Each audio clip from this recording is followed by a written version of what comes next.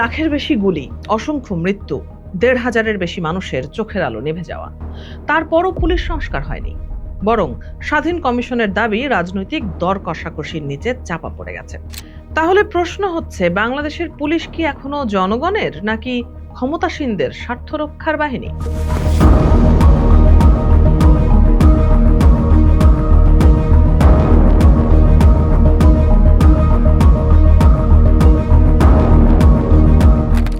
২০২৪ সালের উত্তাল সেই দিনগুলো পেরিয়ে আজ কেটে গেছে দীর্ঘ ২টি বছর। ইতিহাসের রক্তস্নাত অধ্যায় পেরিয়ে বাংলাদেশ যখন নতুন এক বাস্তবতার মুখোমুখি, তখন বারবার ফিরে তাকাচ্ছে সেই জুলাইয়ের দিকে। আর সেই ফিরে তাকানোর অর্থই হলো এক গভীর দীর্ঘশ্বাস ও অচলাবস্থার মুখোমুখি হওয়া। রাজধানীর রাজপথ থেকে শুরু করে দেশের প্রতিটি কোণে সেদিন প্রতিধ্বনিত হয়েছিল লাখো তরুণের মুক্তির স্লোগান। কিন্তু সেই স্লোগান থামিয়ে দিতে রাষ্ট্রযন্ত্র যে নিষ্ঠুরতার আশ্রয় নিয়েছিল, তার কেন্দ্রবিন্দুতে ছিল পুলিশ বাহিনী। আন্তর্জাতিক অপরাধ ট্রাইব্যুনালের তদন্ত প্রতিবেদন বলছে, সেই অভ্যুত্থান দমনে ব্যবহার করা হয়েছিল শত শত লিঞ্চেপ আর মারণাস্ত্র। শুধু ঢাকা শহরেই ছোড়া হয়েছিল প্রায় লাখের কাছাকাছি গুলি। সারা দেশের হিসাবটা ছাড়িয়ে গিয়েছিল ৩ লাখের গণ্ডি। বুলেট শুধু প্রাণই কাড়েনি, কেড়ে নিয়েছিল বহু মানুষের চোখের আলো। পুলিশের ছররা গুলিতে ১,৫০০-এর বেশি মানুষ গুরুতর আহত হয়ে চিরদিনের জন্য অন্ধ হয়ে অন্ধকারে হারিয়ে গেছেন।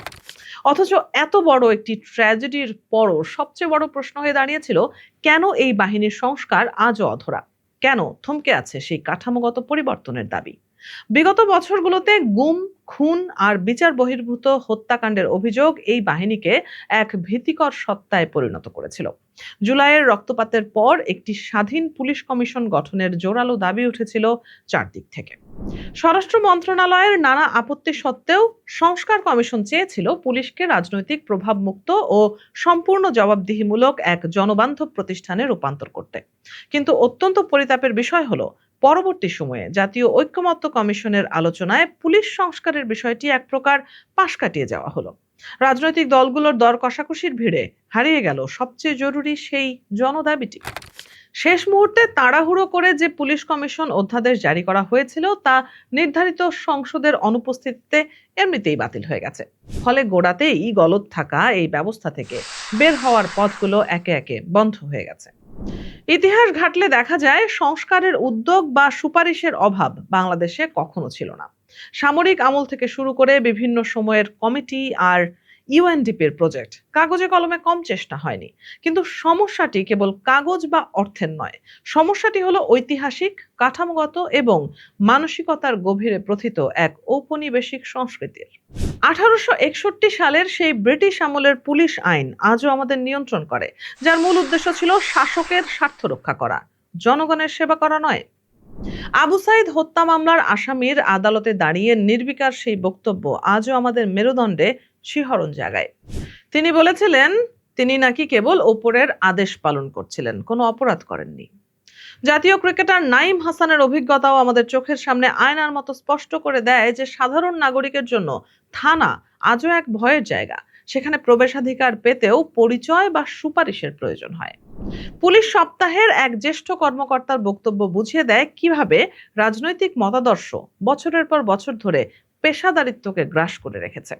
প্রকাশ্যে নিজের রাজনৈতিক পরিচয়ের কথা গর্বের সঙ্গে ঘোষণা করা প্রমাণ করে, তারা জনগণের সেবক হওয়ার চেয়ে রাজনৈতিক প্রভুদের তোষণকেই বেশি গুরুত্বপূর্ণ মনে করে।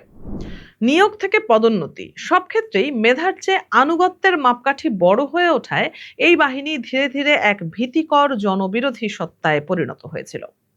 জুলাই অভ্যুত্থানের সময় বহু পুলিশ সদস্যও প্রাণ হারিয়েছেন, যাদের অনেকের মৃত্যু নিয়ে আজ অবধি কোনো সুষ্ঠু ও নিরপেক্ষ তদন্ত হয়নি। অথচ তাদের পরিবারের অধিকার ও ক্ষতিপূরণের বিষয়টিও অন্ধকারে রয়ে গেছে। এই অচলাবস্থার প্রধান কারণ কি তবে রাজনৈতিক সদিচ্ছার অভাব, নাকি এর পেছনে রয়েছে নাগরিকদের দীর্ঘমেয়াদী জনচাপের অনুপস্থিতি?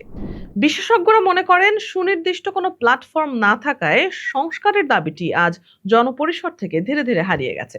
রাজনীতিবিদ থেকে শুরু করে সুশীল সমাজ, সবার সম্মিলিত উদ্যোগ ছাড়া এই বিশাল ব্যবস্থার পরিবর্তন অসম্ভব। আজ ২ বছর পরে এসেও যখন আইন শৃঙ্খলা বাহিনীর পুরনো ভূমিকা নিয়ে নতুন করে প্রশ্ন ওঠে, তখন তা কেবল হতাশাজনকই নয়, বরং গভীর আশঙ্কারও বটে।